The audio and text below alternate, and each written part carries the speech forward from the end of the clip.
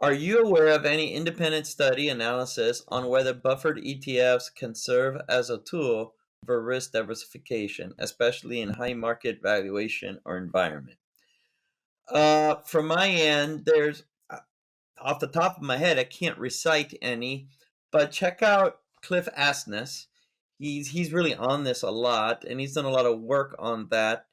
And ultimately, what you see, from white papers and the like, but what you ultimately see with like buffered ETFs, this is different than the way we were using the word buffered earlier. But with buffered ETFs and the like, including them in your portfolio will have a dampening effect on volatility. But the reality is that, let's say if you're theoretically going to be in a 70-30 portfolio, but you wanted to put 10% of what you would call equity portfolio into the buffered ETFs, or do some mental math with that to see what that would be in that hybrid kind of investment. I mean, you would get a similar return if you would just have reduced the equity to 65-35, something like that, as opposed to 70-30 and messing around with buffered assets.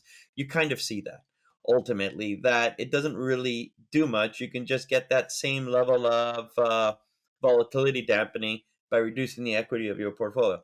Now, I would say balance that with your need for when you need that cash.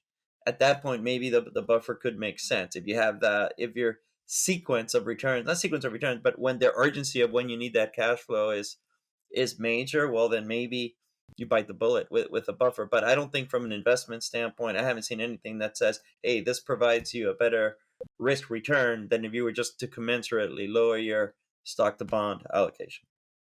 Wade, have you? Well, so buffered ETFs are going to have similar return experiences as structured annuities. I've done a lot of work in the structured annuity side where if you talk about a registered index-linked annuity with a 10% buffer and a cap, I think that's kind of what we're talking about with buffered ETFs. I think Kaushik asked a question That's earlier. what he means it? Okay.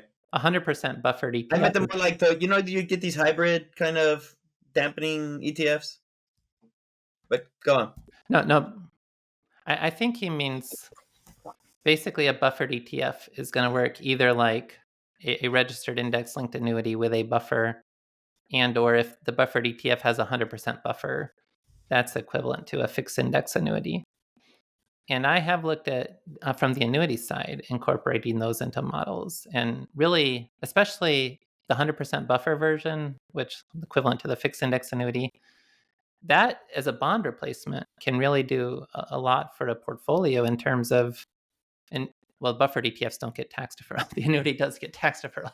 But compared to taxable bond funds, when you have that principal protection, so you're not worried about the interest rate risk, when you're getting some sort of return that's somewhere between zero and a cap, it could be quite competitive with what your bond investments can do. So I think that can help enhance a portfolio. So you'd see it being it more as a bond replacement as opposed to the equity, which is the way I took it initially. Oh, yeah, generally these That's types of why. structures. So a point you were making, David Blanchett had a study, and I found similar things afterwards. Like a 10% buffer on, say, the large cap US stock index, that's going to give you similar types of return and risk characteristics as about a 60-40 portfolio, 60% in the large cap stock index, 40% bonds. But if there's income to be had, that could tip the scales over for the buffer.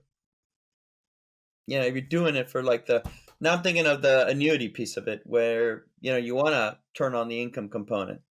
If there's a living benefit, or you Then can it always annuitize, but then it kind of changes the way I would answer this from that standpoint, thinking about it from an retirement income perspective. Mm-hmm. Or just either from a retirement income perspective or from the perspective of trying to manage risk in those pivotal years around the retirement date. Yeah. And if you want a high probability of success, having that downside protection can be beneficial, even if you're sacrificing a bit on the upside. However, if you are thinking of this more as a bond replacement, you're not necessarily sacrificing on the upside. How would you? I don't know if this matters one way or the other, especially in light of high market valuation environment, which is speak for. I think the markets are frothy right now, so maybe a buffer makes even more sense.